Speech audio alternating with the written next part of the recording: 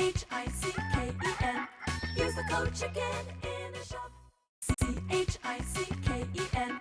Use the code Guys, the chicken is here bringing you another Boom Beach video. In today's video, guys, we're going to be talking about matchmaking in Warships. A hot topic.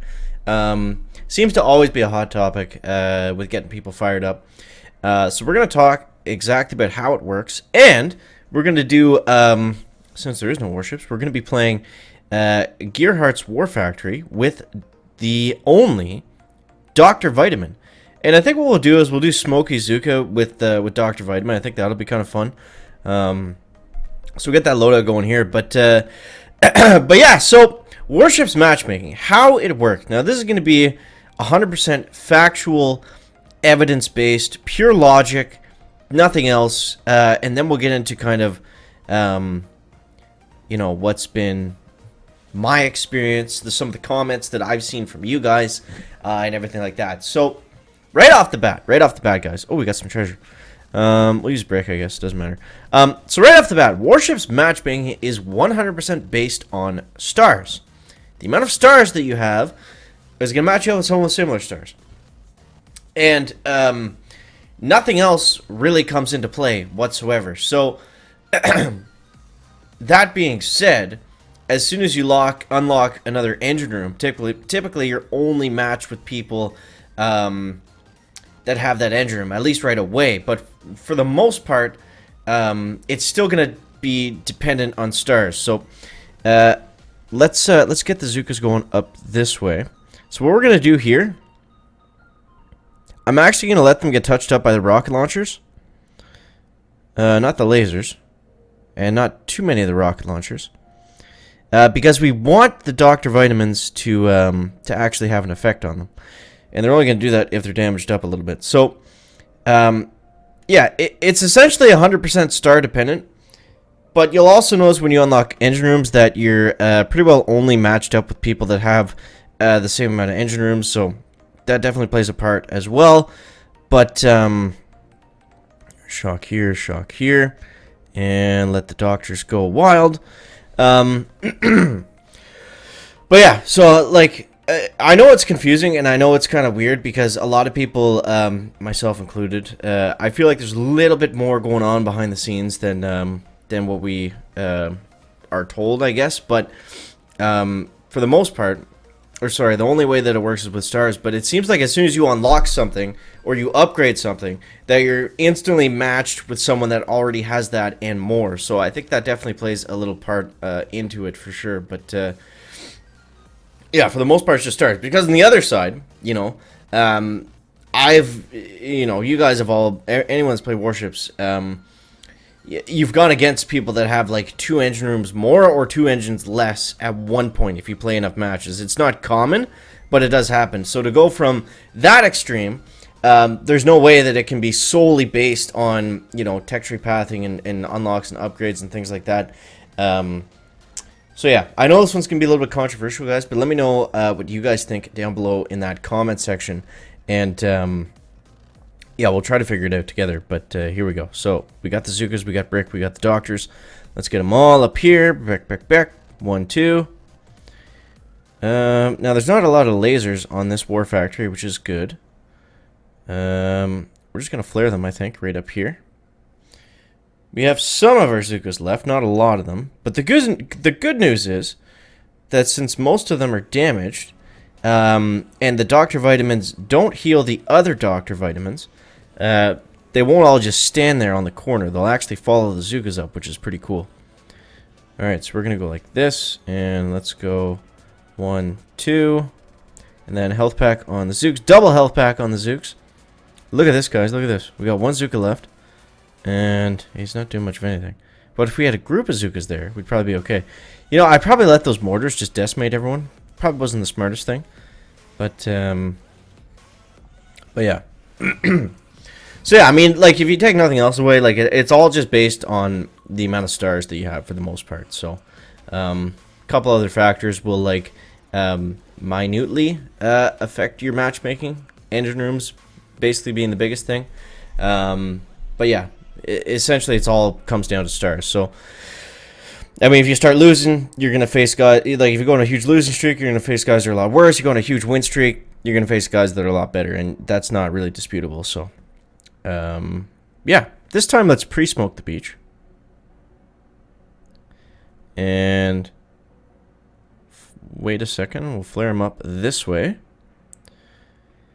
And we'll flare them right up back to this spot, which will be okay. Now, I didn't let them get damaged up at all there, so that actually worked against us kind of because the doctors didn't follow along. But I'm also only using 4 bolts Zooka, so we want to make sure that they all get there at least. All right, so we're gonna go a little bit crazy here. We're gonna go and shock, and look at this, guys. 1 shot and 2 shots. Boom, war factor goes down. Back. So, yeah. Season 13 protos, we don't know exactly what that means just yet, but I'm excited to see what it's going to bring. Whether that's more whether it's talking about prototype defenses, proto troops, it's one or the other, probably both.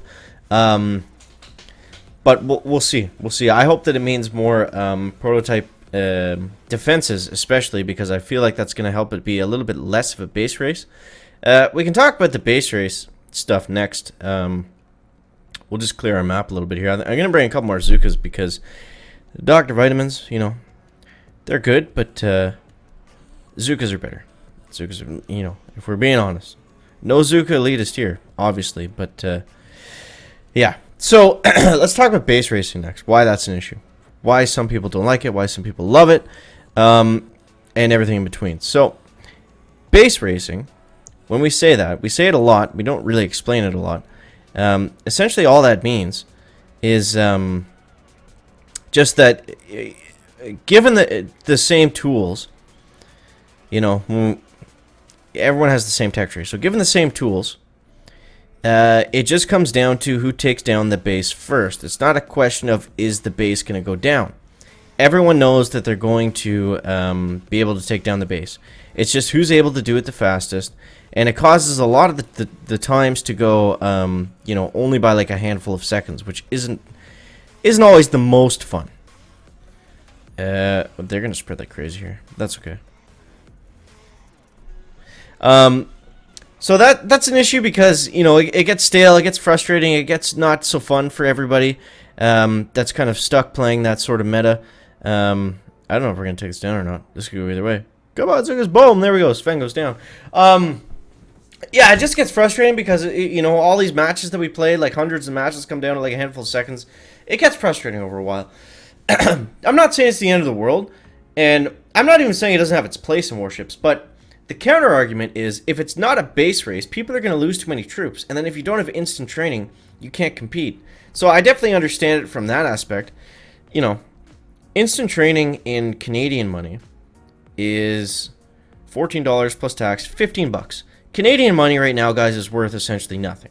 So in American money, it's like $8, right? It's not a huge investment. I'm not saying that the answer is to spend money. A lot of people don't want to do that, which is totally fine. You know, it's not a pay-to-win game. But that being said, I still think that there's ways around not having to necessarily make it a base race to allow players that don't have instant training to be competitive. And that could be as simple as, you know, putting in more defenses to make armored units more viable that typically die less, that allow you to have more time spent with your troops. This is going to be very close. I don't know what's going to happen here. A little bit rusty on the PvP, not going to lie. Okay, there we go. There's ways around it. We've talked about this before. Having tanks at the beginning of the season, so at least you can, you know, Rainmaker, something like that. Something that's not going to die, but it's going to be slow, and you're probably going to lose, but you're still going to be able to upgrade stuff, to unlock things in your tech tree, right? That's kind of the answer to that. So, yeah, I mean, and the other way, you know, the players that do have instant training, that do get frustrated with the with kind of the base race meta that we always see. I think the answer there is just to put out more,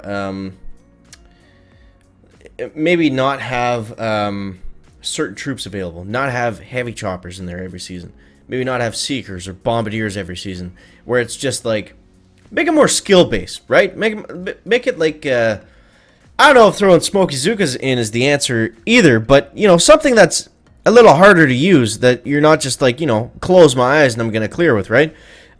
Seekers are probably not the right troop to use because they require a lot of skill.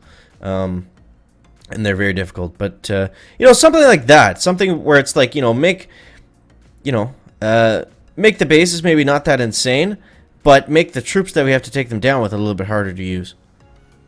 I think that makes sense. Let me know what you guys think down below in that comment section. We got a crazy walk here. I have one gunboat energy statue. I don't know why we're doing Smoky Zooka all the way back here, but we're going to try to make it work. And I got to take this guy down too. Let's go critters there. We have a hot pot, 2 shock launchers. I have critters coming up. This is not going to go well. This is not going to go well. Unless we one-shot it. Which we didn't do. 2 shots. Brick, brick, brick. No, not going to go. Not going to go. But yeah, guys, we were kind of all over the place for this video. But let me know what you think down below in that comment section. And as always, thank you so much for watching. That is going to wrap up the video today. Make sure to leave a like if you found it interesting, entertaining, or informative. And we'll see you next one, guys. Chicken out. Back.